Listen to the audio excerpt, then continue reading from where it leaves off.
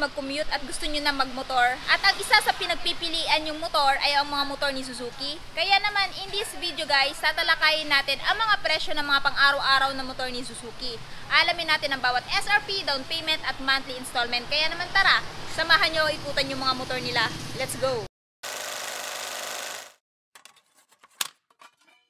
Dito na muna tayo guys sa motor na pang-adventure ni Suzuki. Meron silang available dito guys na V-Strom SX, color black and yellow.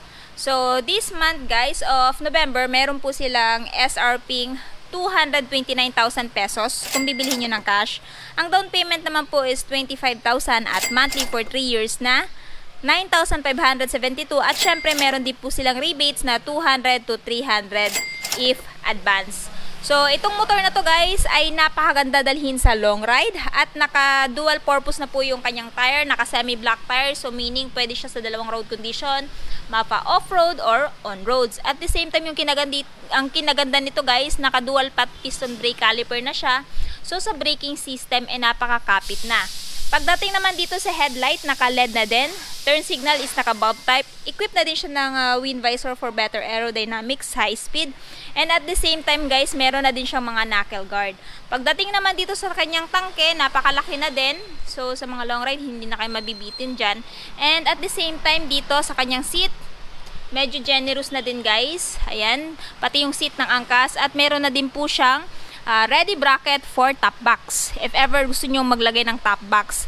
At isa pa guys, meron na din siyang malaking tire sa likod. Ayan, naka semi black tire na din and naka single hydraulic disc brake with single pat piston brake caliper. So kung naghahanap po kayo ng motor na pang long ride adventure, I highly recommend this Suzuki V-Strom SX. Anyway, sa mga nagtatanong, this one guys is 250cc. Ayan may nakalagay na displacement dito sa kanyang decal. So pili na lang kayo guys kung alin dito sa dalawa yung bet nyong kulay. Same lang po sila ng engine specs and features. Next, kung naghahanap naman po kayo ng sports naked bike na again 250cc, meron din po silang available na Suzuki Gixxer 250 at ang SRP niya po guys ay 178,499. Ayan, kung bibilihin nyo ng cash, down payment is 17,500 at monthly for 3 years na 7,803 at may rebates din po na 200 to 300 if advance.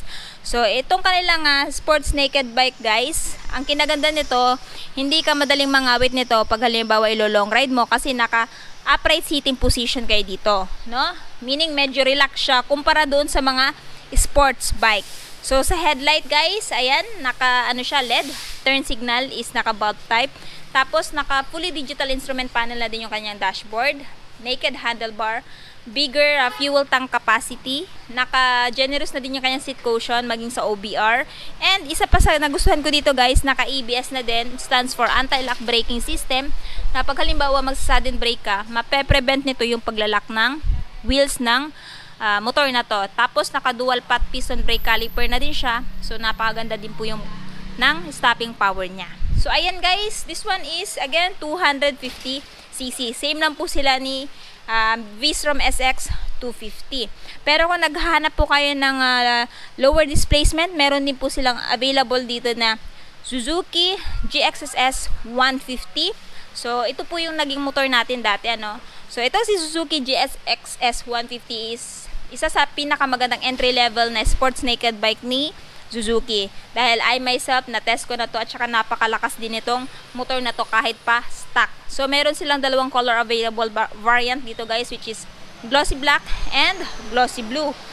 So yung kanyang SRP guys ay 134,008 pesos. Ayan kung cash.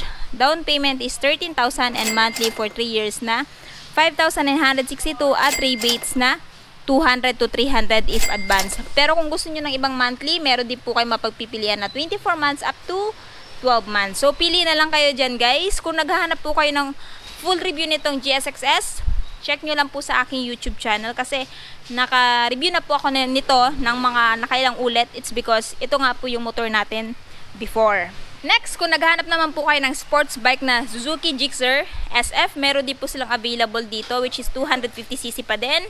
So this one guys is, ayan, FI na din, no? Fuel injection. So meaning napakatipid na lang din po nito sa gasolina. And this one guys is 2023 model. So yung 2022 model guys is parang all blue siya lahat, ano? This one is meron na siyang black dito, ayan. Meron din siyang wind visor for better aerodynamics. And syempre hindi din mawawala yung kanyang ABS, anti-lock braking system. Ang kanyang SRP is, ayan, 188,171 kung cash. Down payment is 18,500 at monthly for 3 years na 8,200 at rebates na 200 to 300 if advance. Again, free shirt po siya. So, dito naman tayo guys sa mga scooter ni Suzuki. Meron silang available dito guys na Bergman Street 125 standard version, matte black at glossy white or pearl white yung available dito. So, meron po silang updated price guys na 84,197. Tapos, no down payment. Ayan, naka-promo sila. At yung monthly naman nila for 3 years is 3,996. So, yung kinaganda kasi ng mga motor ni Suzuki na scooter, which is napakalaki ng compartment, no, dito sa underseat, at meron din silang malaking footboard na kung saan pwede nyo mapaglagyan ng mga personal belongings nyo or mga pinamili nyo kung gagamitin nyo to pag halimbawa pupunta tayo ng palengke or sa mall. At the same time, maganda din to pang araw-araw kasi napakatipid lang din po nito sa gasolina. Same lang po sila ni Avenes. Kung napanood nyo po yung mga vlog and reviews ko kay Avenes, ayan, same lang po sila ng characteristic nitong si Bergman Street 125. At the same time, meron na din po siyang built-in charging port at saka napaka-generous na din po ng seat cushion niya.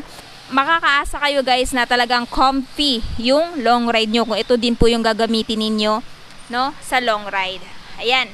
Next, dito naman tayo guys kay Smash. Meron din po silang available dito na Smash R version, which is naka-mags yung R version nila, no. Color na available is, ayan, metallic blue. So, meron po silang SRP 68,105. Down payment is 4,000. And monthly for 3 years na 3,245. At rebates na 200 to 300 if advance. So, this one guys ay mayroong free shirt. Ayan. So, ito si Smash guys. So, itong si Smash R version guys ay ang isa sa pinakamatipid pagdating sa gasolina. And at the same time, napakaganda nitong motor na to. Long ride kasi napaka-smooth lang din ito dalhin, no? Itong R version is naka-mags while ang standard version is naka-spoke type.